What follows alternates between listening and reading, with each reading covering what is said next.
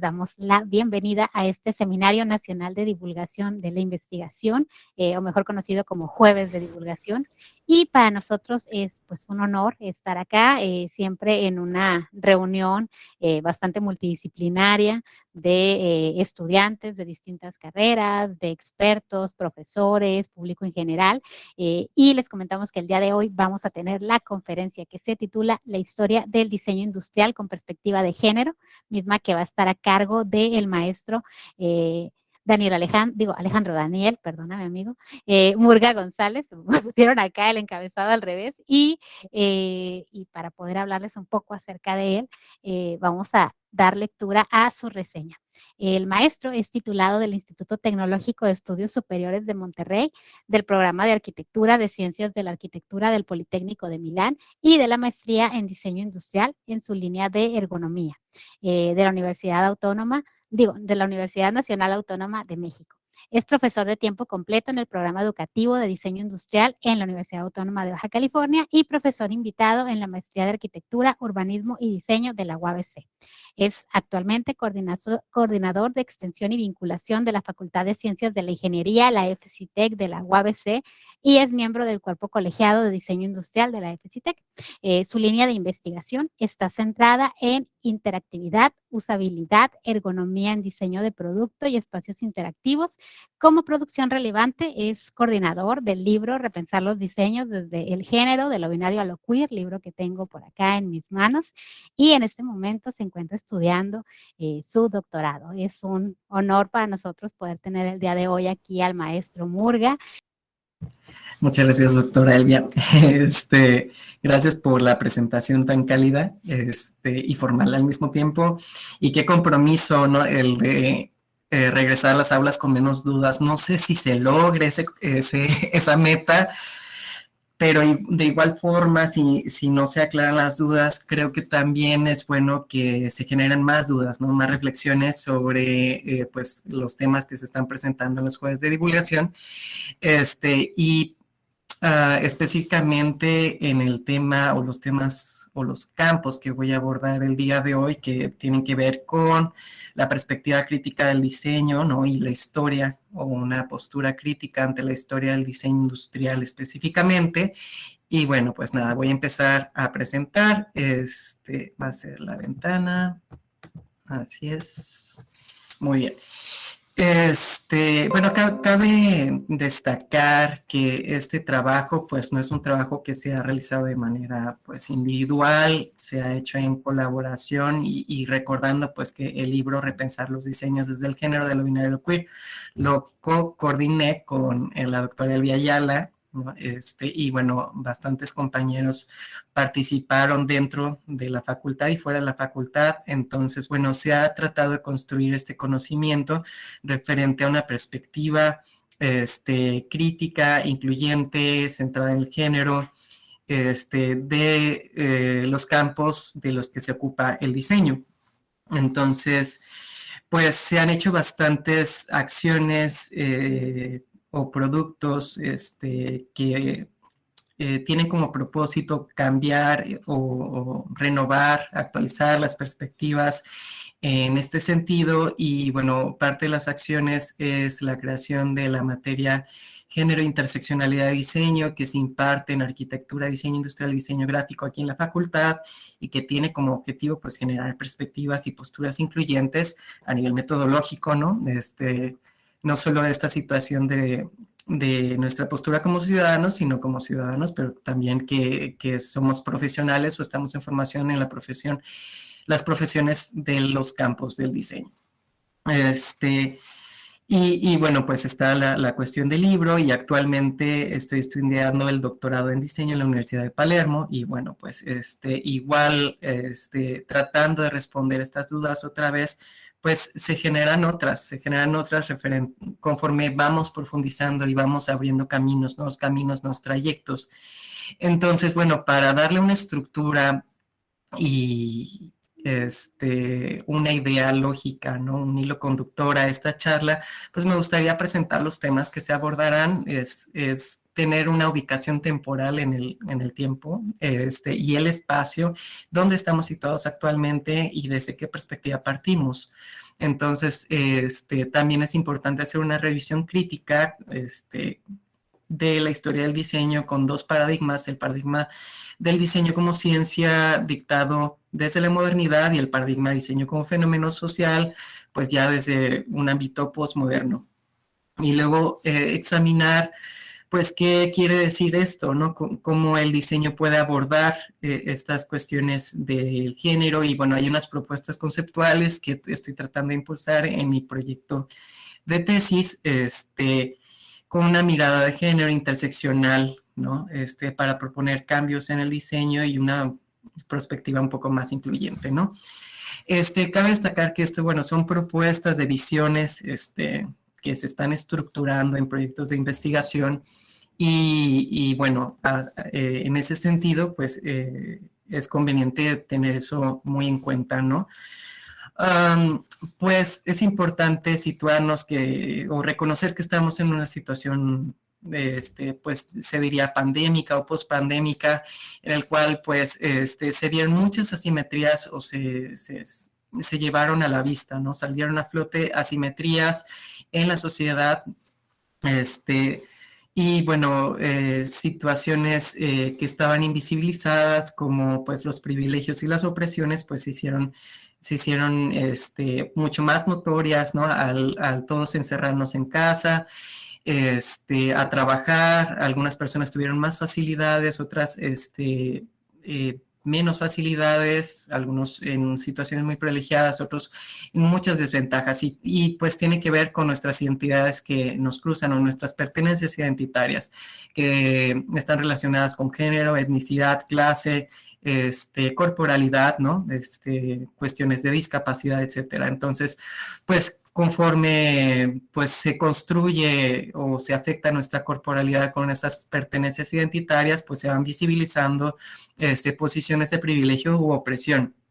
En este caso, pues vemos una imagen de una mujer y no o una persona en su categoría mujer, ¿no? Siendo madre de familia en un contexto, bueno, geográfico específico, asiático, y bueno, que está en un espacio muy reducido, realizando labores de cuidado, pedagogía, labores domésticas, ¿no? Algunos autores les llaman las economías del cuidado. Y bueno, están siendo analizadas desde muchos campos. Pero eso, ¿qué quiere decir para el diseño? Bueno, pues quiere decir bastantes cosas que ahorita empezamos a desglosar poco a poco, ¿no? Para esto es conveniente pues leer a Paul Preciado, con su producción Aprendiendo el Virus. Considero muy, muy importante revisarlo, sobre cómo el espacio doméstico se volvió un espacio pues ya no privado, sino como un anexo, un apéndice de las industrias, ¿no? O de los espacios de explotación o de producción. Entonces, bueno, hay muchos cambios en este sentido, cambios laborales. En paradigmas anteriores, pues hablamos de trabajos en sitio, con contratación directa o insourcing. Hablamos de la certidumbre laboral, de prestaciones, pero bueno, había problemáticas como la división sexual de trabajo, que trabajos eran pertinentes para hombres o visualizados de esa forma, ¿no? Perpetuados de esa forma, y qué trabajos eran para mujeres o cuáles eran los impedimentos, ¿no?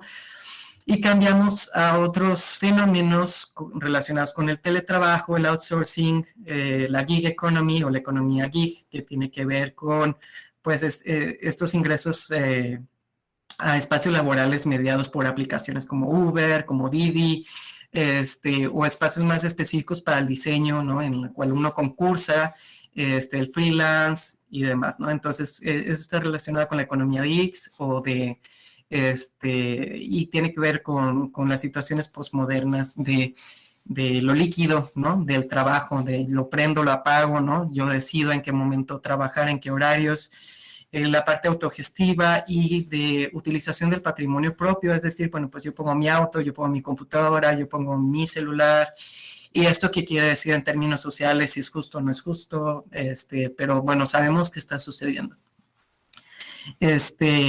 Hablamos del desempleo abierto, es decir, pues personas altamente calificadas que no están trabajando o que están trabajando en espacios laborales que no tienen, que no están aprovechando su perfil o su preparación.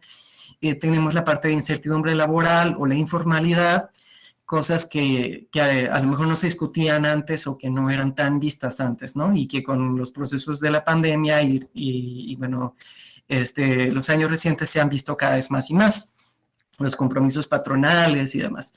Y luego también procesos asociados a la inclusión laboral, como los procesos de Me Too, o estos fenómenos virtuales, los techos de cristal y demás. Bueno, pues es todo un mundo, los cambios laborales, con los cambios paradigmáticos. También hay cambios sociales. Vemos más o identificamos, ¿no? Unidades sociales que antes no se reconocían, como la diversificación de la familia y otras unidades sociales que son reconocidas por los gobiernos por bastantes razones, entre ellas las económicas, ¿no? Pues antes era pues muy factible pensar que la familia tradicional, mamá, papá, pues pudiera ser funcional, ¿no? Con una sola persona por familia trabajando y consiguiendo dinero. Bueno, esto ya es complicado, ¿no? Ya entre inclusive dos personas trabajando en una familia, difícilmente es posible conseguir pues una casa, un patrimonio propio. Pues hablando de ciudades como Tijuana, ciudades como Monterrey, Ciudad de México, además esto se vuelve virtualmente imposible. Entonces, bueno, otras formas de organización social están emergiendo y se están volviendo válidas o están reclamando su espacio. En términos afectivos, políticos, sociales, económicos y demás. Las redes sociales están mediadas por instituciones, es decir, antes nos conocíamos a través de la escuela y lo seguimos haciendo, ¿no? Pero bueno, hay otros cambios y que están mediados por las redes sociales, no por la virtualidad, ¿no? Lo que antes nada más se podía acceder en cuestión de networking a través del trabajo, la escuela, espacios públicos y demás, pues ahora está siendo mediado por espacios virtuales. La noción de la verdad, bueno, en un paradigma moderno, pues entendíamos la verdad como algo único, pero pues ahora estamos hablando de términos como qué es la posverdad, fake news, ¿no?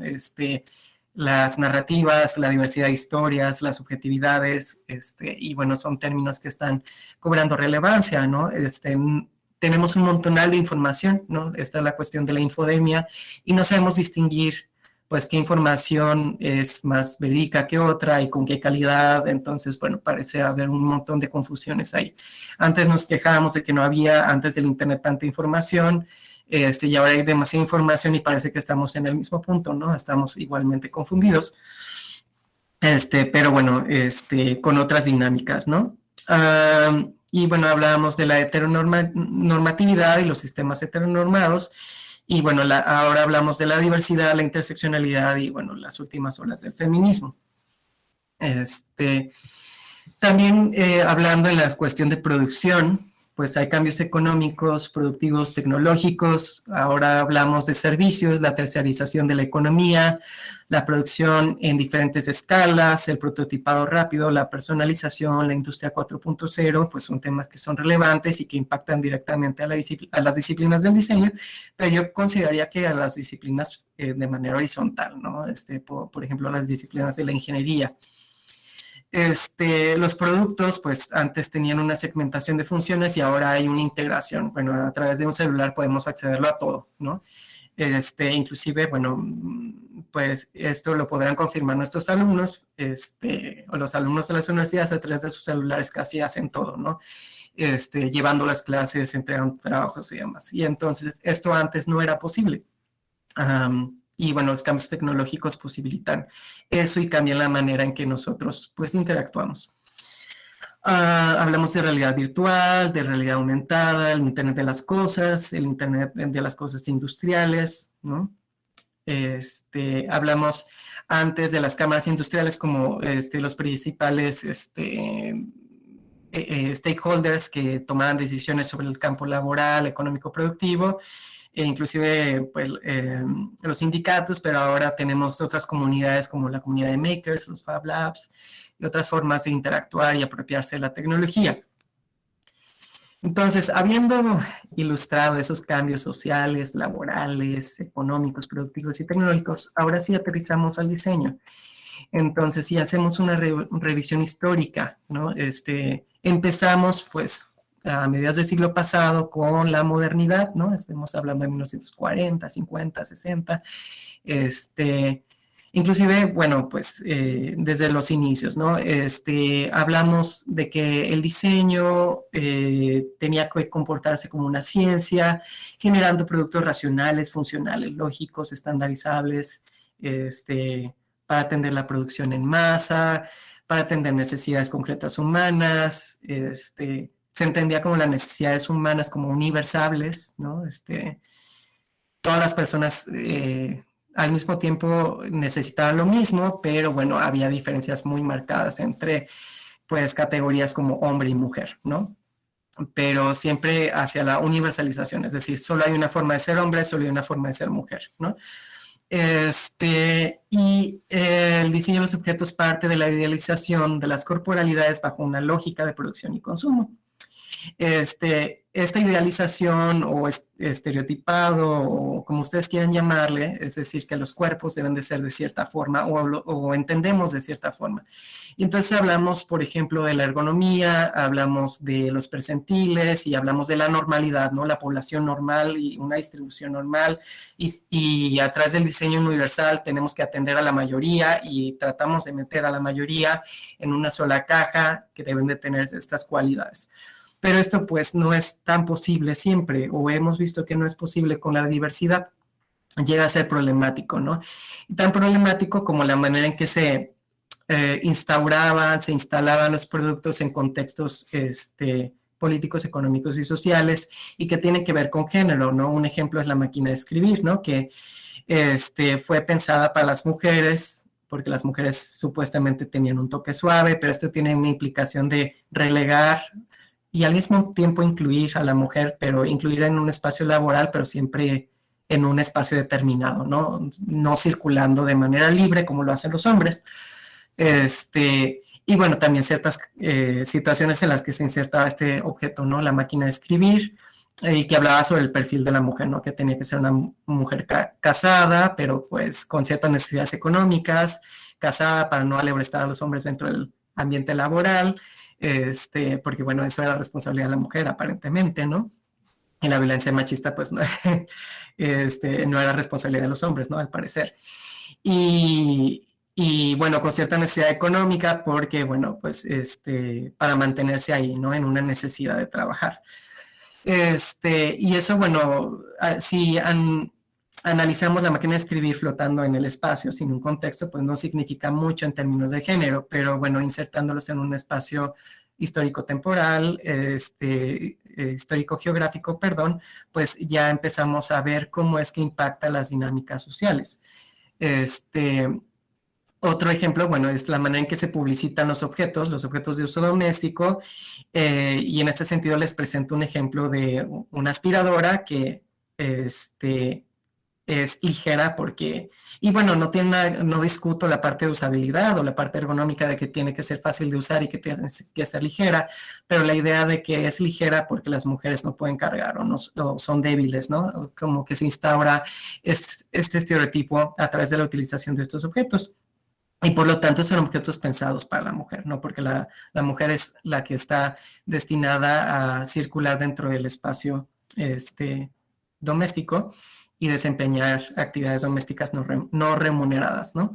Entonces, pues ahí están las lógicas, la narrativa, los discursos que operan la manera en que los cuerpos se definen a través del género, ¿no? Y que definen cuestiones laborales, económicas y demás, ¿no? Entonces, pues sí, a través del el paradigma de diseño como ciencia, ¿no? El diseño tratando de entender que produce objetos como si fuera ciencia a través de las metodologías para la producción, para las fábricas y demás, pues entendemos que existe un paradigma que trata de instaurar verdades únicas, ¿no? Verdades únicas, inamovibles, indiscutibles, y que esto pues es problemático, ¿no? Problemática en un sentido. No quiere decir que la visión de diseño como ciencia sea completamente descartable, claro que no, pero estoy tocando ciertos puntos que pueden parecer problemáticos, ¿no? No todo el paradigma como tal. Siempre hablando en cuestión de género, ¿no? Y hablamos entonces de la posmodernidad del diseño como fenómeno social, que va más centrado en comportamientos, interacciones, experiencias, pero también, bueno, existen otras situaciones a través del Internet de las cosas, ¿no? El minado de datos personales para la comercialización de nuevos productos, servicios y experiencias, y que los usuarios a veces son vistos o ya son vistos como mercancía, ¿no? Mercancía por parte de estos que hacen publicitación, ¿no? De advertising en redes sociales, ¿no? En este sentido. Y bueno, según Ezio Mancini, pues ante la fluidificación del diseño, o hablamos de un diseño líquido, o la modernidad líquida, según Bauman, pues nos presentamos a hiperselecciones, saturación de alternativas en una lógica de consumo. Y esto pues no solo impacta a los diseñadores, sino impacta pues a todas las personas, a los usuarios. Y bueno, la significación de las cosas parece ya no importar porque pues hay una saturación, ¿no? Una saturación de alternativas. Entonces hablamos del cambio de la escala a la actividad técnica y productiva, involucra una especie de fluidificación de la materia y una aceleración de tiempos en transformación ambiental. Y pues el carácter limitado del ambiente físico y semiótico en el cual vivimos, operamos, resalta y aparece en la forma de saturación de productos y la acumulación de desechos de todo tipo. Bueno, esto hablando desde la perspectiva de Ezio Mancini referente a la sostenibilidad, pero bueno, yo considero, bueno, no es que yo lo considere, Bauman y otros autores sociales, pues que hablan de la posmodernidad o la modernidad líquida, pues hablamos de otras implicaciones también sociales, ¿no? Antes teníamos, pues, el concepto de la gute form, o el diseño, el buen diseño, el único diseño que era válido, que era útil, que era funcional, y bueno, no había una discusión, ¿no? Era lo que se necesitaba para resolver una necesidad humana, y ahora tenemos una multiplicidad de opciones, ¿no? ¿Por qué? Bueno, por los cambios sociales, políticos y económicos, pero también tecnológicos. Es decir, la tecnología permite generar toda esta diversidad de formas, toda esta diversidad de elecciones, toda esta diversidad de alternativas. Y eso pues tiene muchas implicaciones, ¿no? Y ahora, bueno, es importante hablar, entonces, hemos tocado conceptos sociológicos como dispositivo y tecnología. Desde el ámbito del diseño se entiende, ¿no? Que es una tecnología, pero desde el ámbito sociológico tiene una connotación diferente, ¿no? Dispositivos son los conjuntos de discursos, instituciones, edificios, leyes, medidas policíacas, proposiciones filosóficas, que establecen una red que tienden elementos que hacen que operen sistemas como el machismo, la misoginia, la opresión, etcétera, ¿no? Y están inscritos en una relación de poder o un cruzamiento de relaciones de poder y de saber. Pues esto lo podemos ver a través de Foucault y Bauman y otros autores, ¿no? Y la tecnología son los modos de producción y utilización del yo, de los signos del poder, tecnologías, las cuales permiten al sujeto interactuar en las relaciones humanas. Entonces, con esto quiero decir que los objetos a lo largo del tiempo afectan nuestras corporalidades y nos permiten ser, o bueno, nos permiten o nos limitan ser, ¿no? Ser, actuar, circular, trabajar, producir en la sociedad, ¿no? Bueno, al menos la postura que yo quiero promover, ¿no? La manera en que los objetos se instauran afecta nuestras dinámicas sociales y bueno, es importante entonces levantar la ceja y tener una mirada crítica.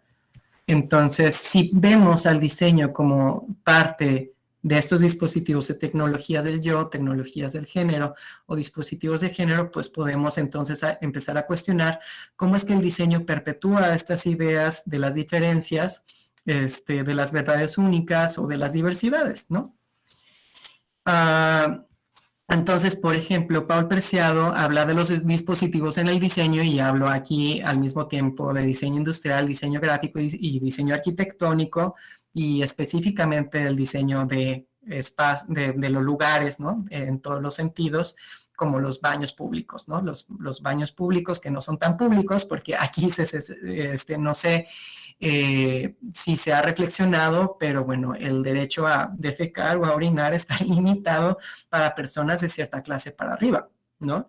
Las personas en situación de calle no tienen este derecho, que al parecer, bueno, pues se instaura o se reconoce como un derecho humano, universal, pero eso no quiere decir nada, porque los espacios, la sociedad capitalista en su etapa neoliberal concibe estos espacios como limitados.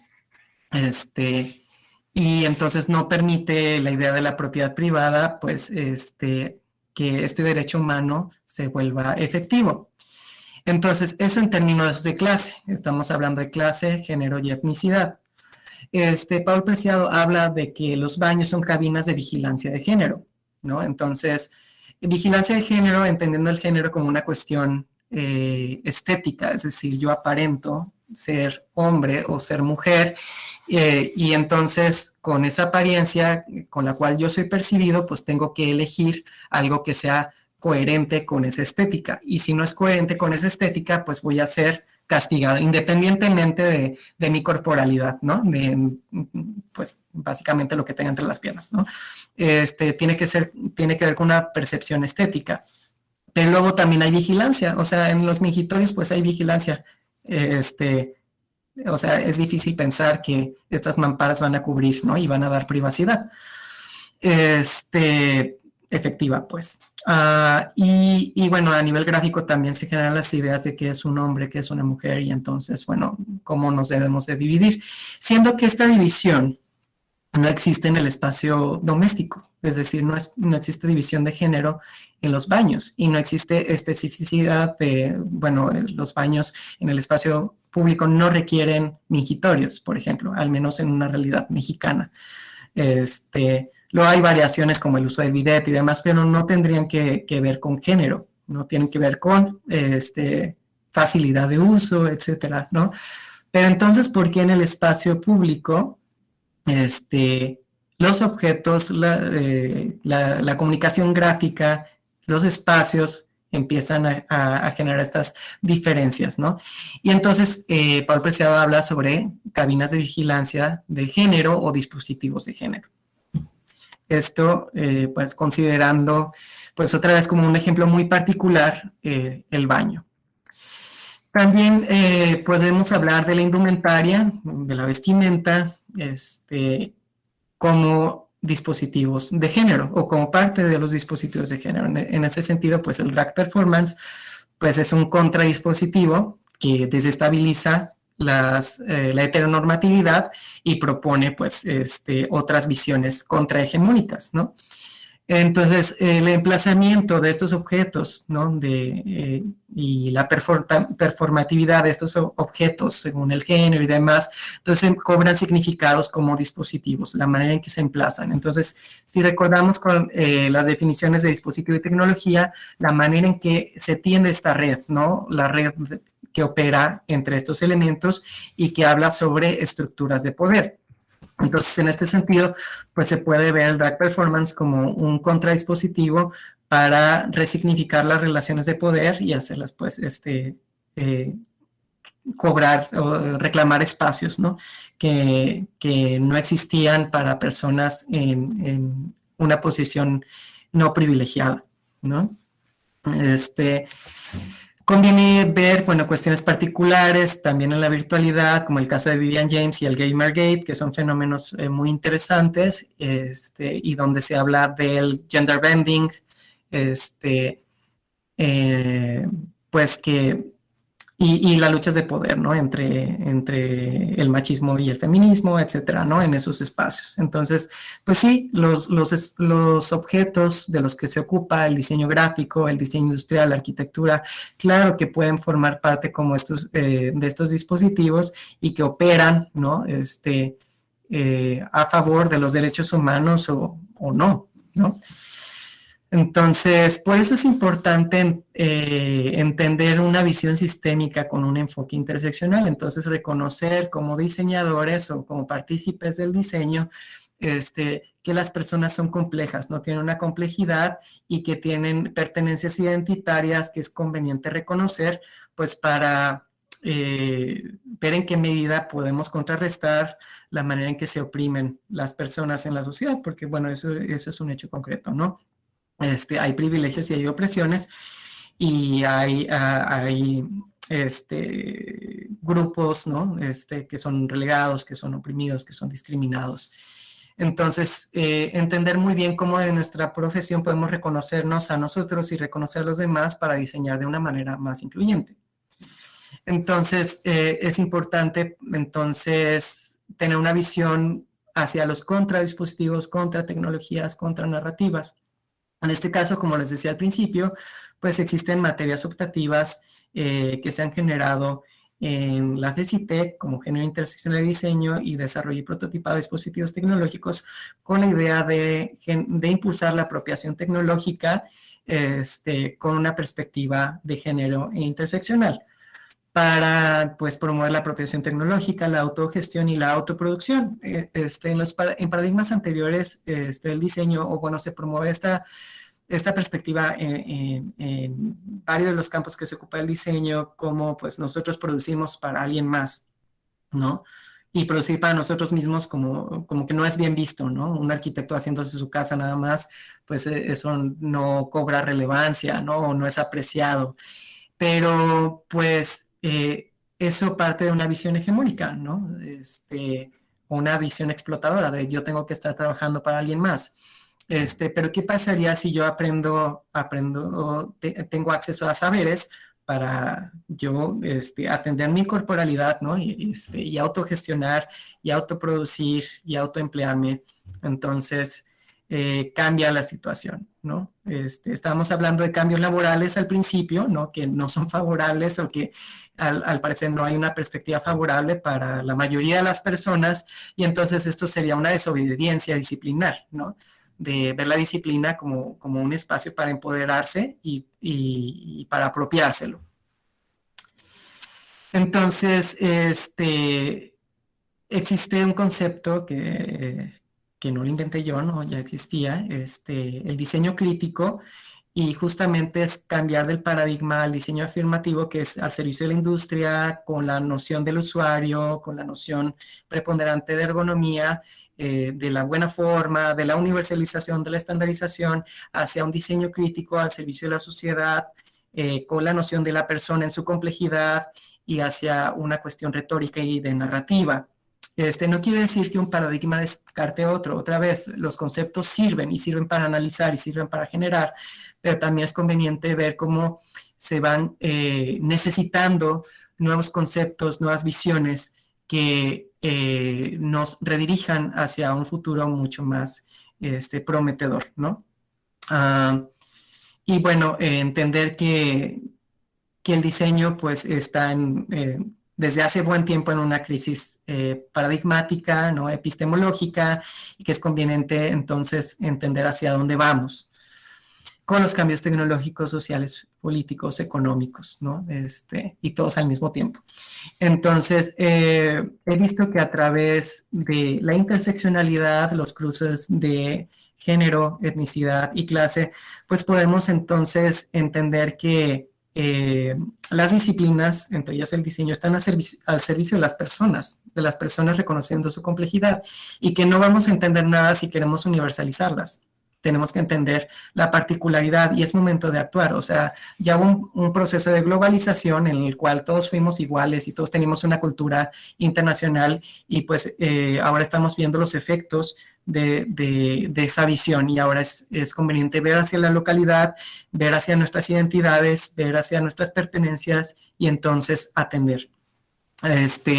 Para atender cuestiones como la brecha digital y de género, promoviendo tendencias como el Open Design o el diseño abierto, las comunidades de makers, el codiseño, los métodos participativos o incluyentes, para generar innovaciones sociales abiertas con carácter interseccional, ver los nuevos roles del diseñador. Ezio Mancini tiene producción al respecto. Y bueno, aquí particularmente creo que es importante reconocer la autogestión laboral y la autogestión corporal a través de la formación disciplinar. Diseñar para sí mismo y para generar trabajo, ¿no? Con ello concluyo, sé que a lo mejor, y lo decía al principio, van a haber más dudas que respuestas, pero creo que esa es la intención de esta plática, ¿no? Tener una visión que cuestione la manera en que hemos estado haciendo las cosas y entonces empezar a detenernos para ver hacia dónde vamos, ¿no? Existen muchas alternativas y bueno, eso es lo que planteo. Muchas gracias.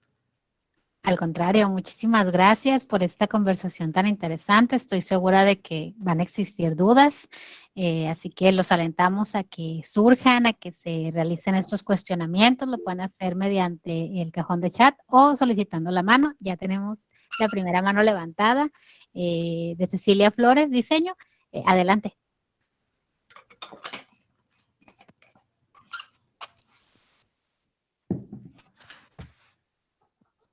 No sé si están los permisos para abrir micrófono. Supone que sí. Tengo entendido que sí es posible. A ver, vamos, si no, dar más permisos, ya está.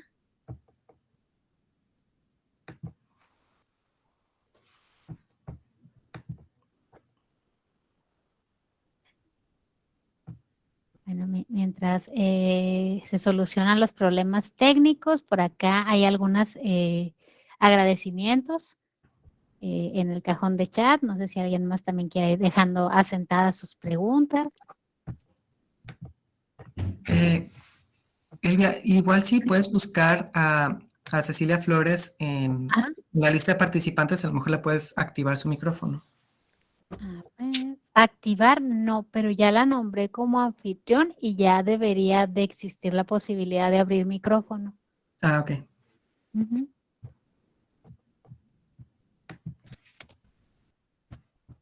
A lo mejor hay por ahí algún problema con Meet. De igual forma, Ceci, si quieres mandar un voice note, yo lo reproduzco a través de mi WhatsApp. Bien. Por opciones no nos vamos a detener. No, claro que no. La tecnología todo lo permite y todo lo complica al mismo tiempo, ¿no? A ver, vamos a ver si ya me llegó. No.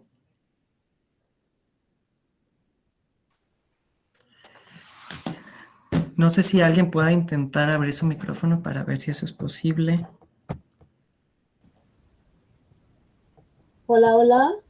¿Sí me Hola, escuchan? hola. Correcto, Karina. Muchas gracias. De nada. Sí, sí es posible, si está activa la función, igual, de nueva cuenta, los invitamos, todos podemos participar.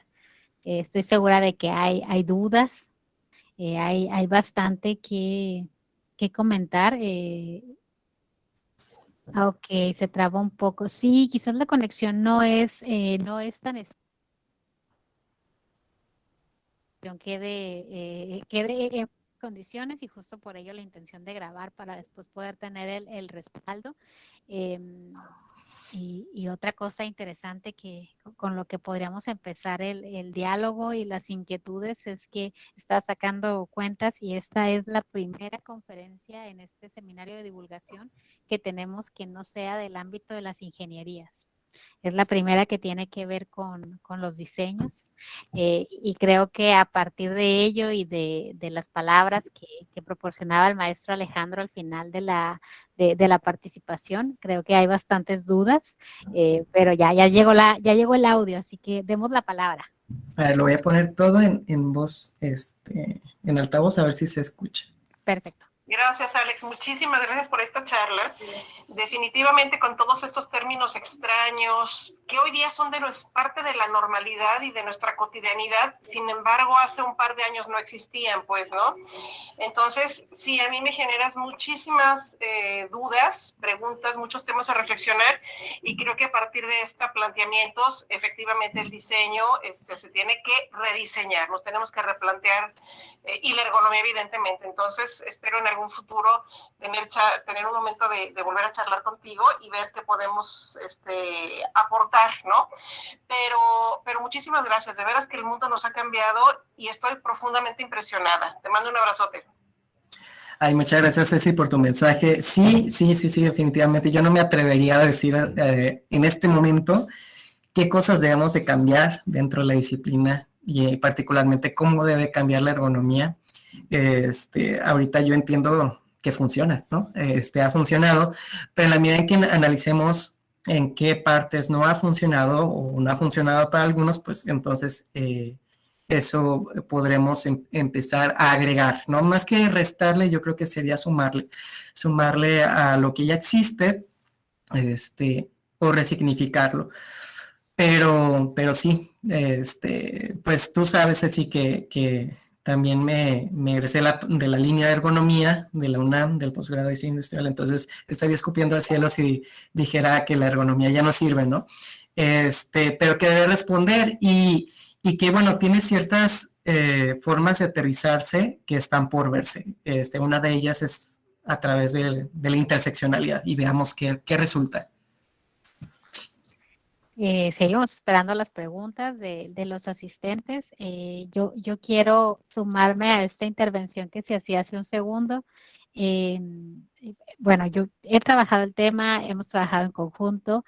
Creo que eso no es pues, un secreto. Veo que hay un mensaje en el chat, voy a leerlo antes de continuar.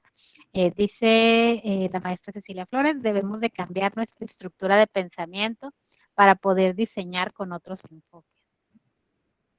No sé, Alejandro, si tienes algo para agregar a ese comentario. Sí, claro, se habla mucho en proyectos doctorales sobre el pensamiento del diseño, ¿no? Entonces, ¿cómo debe ser ese pensamiento del diseño? ¿Qué debemos de pensar? ¿Qué no debemos de pensar? O de qué se ocupa el diseño para pensar, ¿no? Y ya estamos hablando de una cuestión filosófica, ¿no? O la filosofía de la ciencia. Y que también es un papel muy difícil que tenemos que podemos asumir, siendo que pues muchos de nosotros no estamos formados en el área de filosofía, ¿no? O en el área de sociología, el área de antropología, para entonces reflexionar en ese sentido, ¿no? Pero, bueno, la esperanza está en que pues ahora se vuelve mucho más común las interacciones transdisciplinares, ¿no? La multitrans y demás disciplina, y que pues eso pudiera arrojar luz para nuestras formaciones y entonces reestructurar o transformar o evolucionar las disciplinas, ¿no? Claro. Yo quiero retomar esta parte de las palabras extrañas. Me gustaría comenzar por ahí. Yo tengo la ambición de que salgamos con un poco de menos dudas.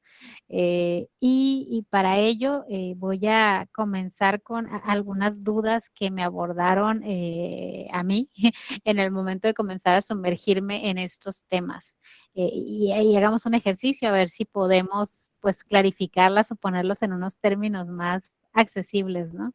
Sí. La primera palabra que no es una palabra, es una construcción teórica que de verdad me ha costado y me sigue costando mucho trabajo entender, es la de interseccionalidad. Sí. Esa. Y la segunda, Ajá. vamos con las palabras claras, Vamos. claras y claves. La segunda tiene que ver con lo crítico. tanto tener una perspectiva crítica, hacer un diseño ¿Qué quiere decir? Porque creo que en estas dos cuestiones el significado sí importa y siento que si no empezamos por ahí, nos vamos a confundir mucho en el camino, ¿no? Sí, claro.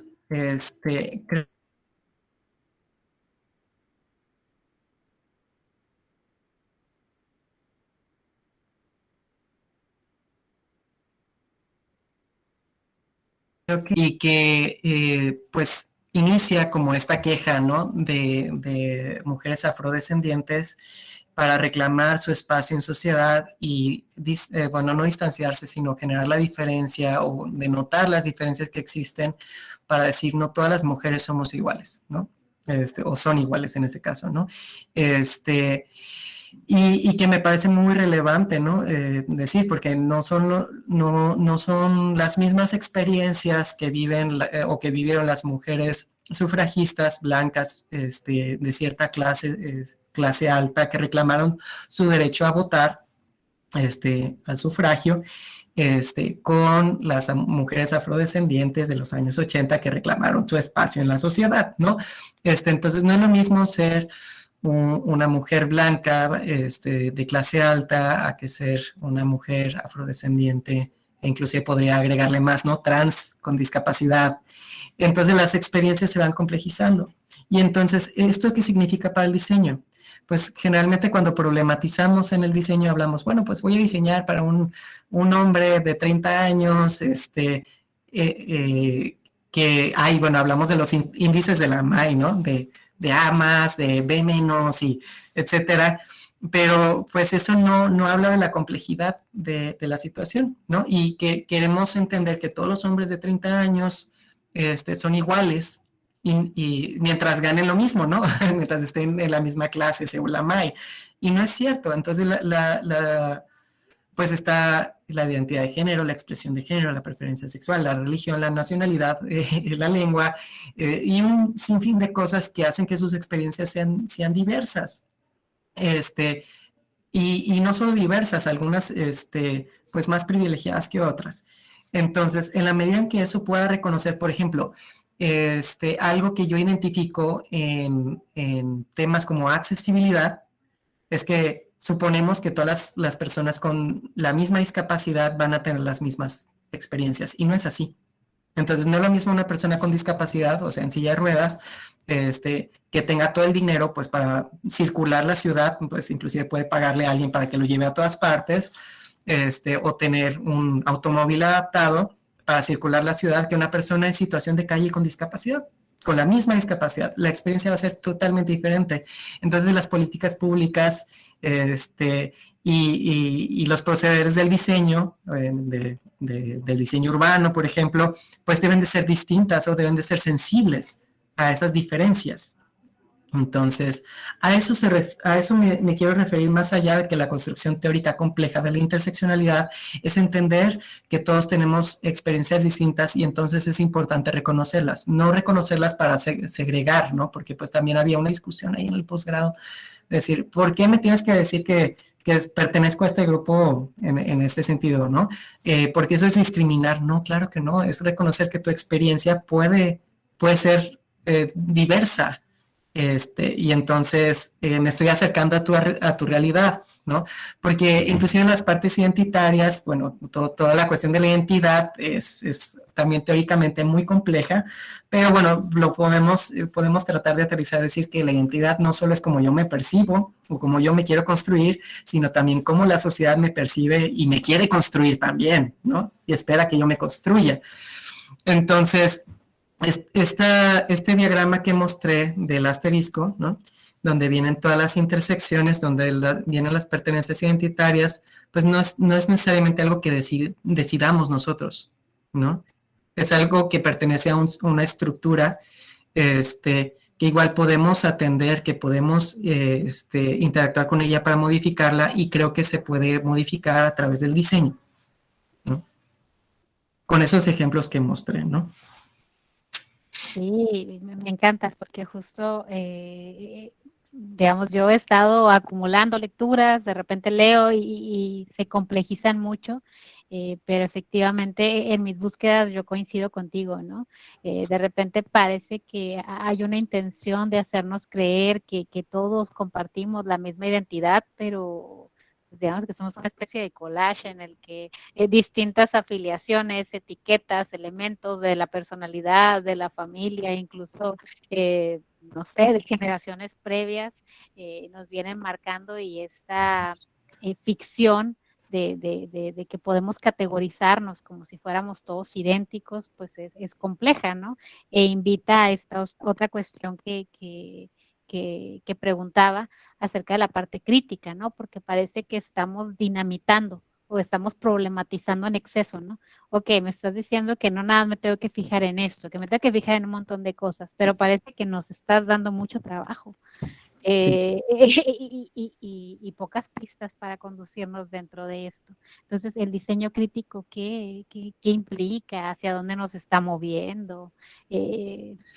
Ahorita el diseño crítico, según lo que he leído y he visto, también se le llama diseño especulativo, ¿no?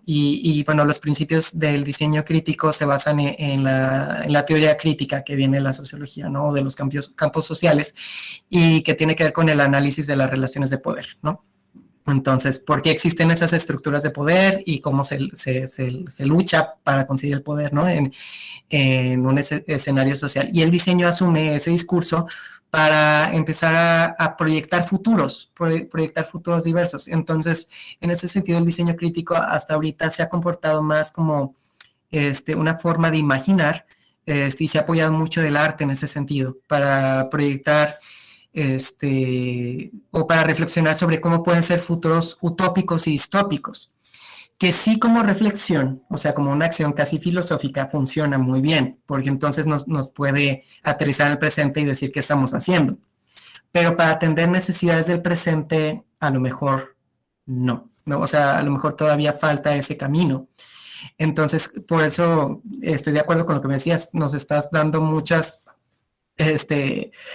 cosas en las que tenemos que fijarnos al mismo tiempo. Y eso quiere decir que todavía no está trazado ese camino, pero que podemos empezar a atender no estructurando la disciplina de una vez, o la metodología o la filosofía de la disciplina de una vez, sino viendo los casos particulares, ¿no?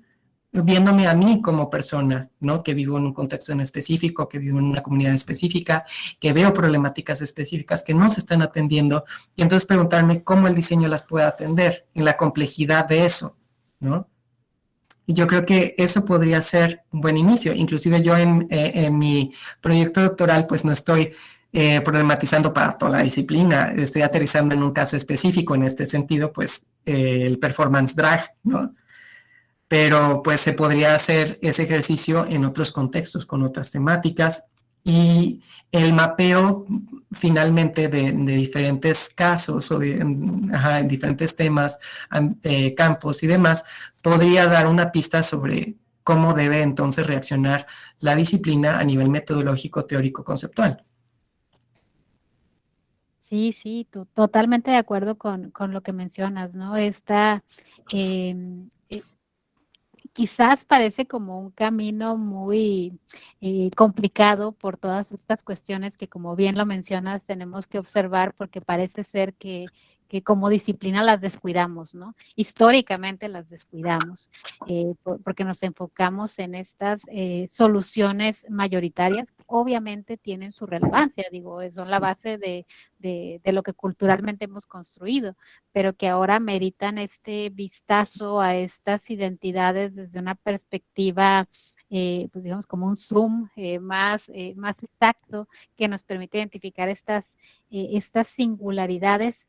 Y tal como lo mencionas, ¿no? Quizás ahorita no hay muchas pistas y estamos en esta fase un tanto exploratoria de que cualquier aporte se convierte en sustancial justo por eso, pero también lo hace un terreno fértil, ¿no? Un terreno fértil para seguir indagando y una duda que justamente me gustaría hacer porque de nuevo estamos en un seminario de divulgación y la intención es, pues eso, generar teorías, generar ciencia. Me gustaría si tienes algún consejo porque que en el ámbito del diseño no nos pasa bastante. Y de repente cuando comenzamos a leer a sociólogos, a filósofos, antropólogos, y los pensamientos que ellos han perfeccionado por mucho tiempo nos deslumbran. Muy brillante, muy atractivo. Pero ¿cómo le hacemos para intentar no perdernos y transportar esto al contexto de nuestros prototipos, de nuestros proyectos, y digamos que todavía enfocándonos, que no sé, a lo mejor es una preconcepción, pero noté que lo mencionaste, que sean industrialmente viables, ¿no? Porque no podemos caer en el zoom que resulte insignificante, ¿no? No sé si tienes alguna pista. Me parece un poco riesgoso decir que es insignificante, Claro. porque pues todas las experiencias son válidas, ¿no? Pero entiendo, ¿no? Entiendo hacia dónde va. Pues todo lo permiten los cambios tecnológicos, así como antes estábamos concentrados en producciones gran escala, ahora podemos generar a baja escala y, y es igual de válido, y es igual de válido y igual de viable, igual de factible, ¿no? O sea, con la impresión 3D, con el prototipado rápido, con el prototipado tecnológico digital, el uso de Arduino, el uso de otras plataformas, pues el traslape de conocimientos disciplinares ahora se le pide a los diseñadores, a arquitectos gráficos, industriales, conocer sobre programación, ¿no? Y otros saberes que no eran típicos del campo, ¿no? Entonces, ya es posible entonces generar cambios muy particulares y creo que o sea, corresponde a otros fenómenos, ¿no? Como bueno, me atrevería a decir como que se está reversando la globalización y estamos viendo entonces la autogobernanza o luchando por la autogobernanza de las localidades. Y entonces, ¿eso qué quiere decir para la disciplina? ¿No? Es decir, los diseños tienen que ser iguales a nivel mundial, ¿no? Tiene que haber solo un conocimiento disciplinar o puede en cada región comportarse la disciplina diferente. Y en el diseño industrial creo que sucede, es muy visible, porque por ejemplo en Guanajuato se trabajan los zapatos, ¿no? Porque pues, la industria lo requiere. Pero si pensáramos más allá de la industria, ¿qué requieren las comunidades? ¿No? ¿Qué requieren las comunidades en las diferentes realidades, en las diferentes geografías o condiciones geopolíticas? Entonces, ¿cómo responde la disciplina? Y yo creo que eso debería ser muy válido y que trabaje en conjunto con la deconstrucción de la academia o la decolonización de la academia, porque la academia pues todavía tiene procederes y tradiciones muy positivistas, muy clasistas, ¿no? Clásicas, perdón, ese era el término. Entonces, como que va hacia un acuerdo universal, ¿no? La disciplina tiene que tener estos acuerdos, estos consensos, pero quizás no. Quizás no con una perspectiva de la diversidad. Lo importante no es tener un acuerdo universal, sino atender las necesidades particulares de cada región. Claro, no, por supuesto. Es muy interesante lo que planteas porque siento que se alinea mucho a lo que por mucho tiempo desde las humanidades y desde las ciencias sociales se ha venido diciendo, pero pues históricamente, de nueva cuenta, ¿no? Los diseños tienen una tradición y una preferencia por ciertos métodos, por ciertos estándares, por ciertas búsquedas. Que pues justamente estamos en el momento de expansión, ¿no? Y lo interesante es que este tipo de discursos comiencen a tocarse y que justamente nos replanteemos eso, ¿no? Es insignificante, son minorías, o otras palabras, ¿no? Que cuando se lanzó el libro comenzaron a surgir de, ay, es que no lo quiero leer porque yo no soy radical, o no me gustaría que me afilio acá, o que pienso así, o que, bueno, todas que antes parecía que eran únicamente correspondientes a nuestra forma de pensar, pues ahora vemos cómo las podemos exportar, obviamente con gran esfuerzo, pero cómo las podemos transformar en propuestas teóricas, metódicas y por supuesto, si así sigue la disciplina y todos los esfuerzos que se están asumiendo en prototipos que comiencen a considerar todo esto. Entonces, mi sincera felicitación porque veo toda la trayectoria, el esfuerzo y este gran encuadre teórico que se está construyendo a partir de múltiples visiones que pues enorgullece estar cerca de toda esta construcción de saberes, ¿no? Entonces, muchas felicidades de nuevo. Muchas gracias. De tanto, sé que podría, pero prometimos que iba a ser 1 hora, ya estamos ahí sobraditos un poco, entonces me voy a permitir pues hacer una pequeña agradecimiento por esta presentación, presentando acá la constancia de agradecimiento por esta súper especial plática. Le voy a dar lectura, dice así: la Universidad Autónoma de Baja California, la Facultad de Ciencias de la Ingeniería y Tecnología FCTEC, a través de sus coordinaciones de investigación y posgrado, así como de extensión y vinculación, otorgan la presente constancia a el maestro Alejandro Daniel Murga González por su destacada presentación de hallazgos de investigación con la conferencia Historia del Diseño Industrial con Perspectiva de Género, que se llevó a cabo en el marco del Seminario Nacional de Divulgación de la Investigación, con transmisión por medio de redes sociales de la FCTEC el día 21 de abril de 2022, y firman nuestras autoridades universitarias. Maestro, amigo y colega, qué gusto que hayas estado por acá. No sé si tienes algunas palabras para el cierre. Sí, muchas gracias, gracias. Me encuentro muy halagado por tus palabras. No, no creo que este esfuerzo hubiera salido de manera individual si no hubiese colaborado contigo, con Melina, ¿no? De verdad, son una fuente de inspiración, ¿no? De una referencia, ¿no? Ahora que estoy en el primer ciclo del doctorado, pues me encuentro con muchas dudas, pero también me encuentro con muchas certezas, y esas certezas se las debo a ustedes. Entonces, sí, claro, pero pues también aquí hay que desmitificar la meritocracia, ¿no? Entonces, sí tuve un contexto privilegiado para construir estos saberes o intentar construir estos saberes. Sé cuáles son las lagunas que están, por eso estoy en el doctorado, las tengo identificadas, pero también tengo muy identificado de dónde parto, y parto de un andamiaje de apoyo, pues mi posicionamiento, ¿no? Y pues está el agradecimiento total, y pues este deseo de seguir colaborando contigo, con los colegas que están conectados, de generar nuevas redes, nuevas conexiones, y todo en virtud de generar estos conocimientos, estos diálogos que nos beneficien a todos. Muchas gracias. Al contrario, muchísimas gracias. Agradecemos a todos los que han estado al pendiente de la conferencia, a todos los que vean la retransmisión.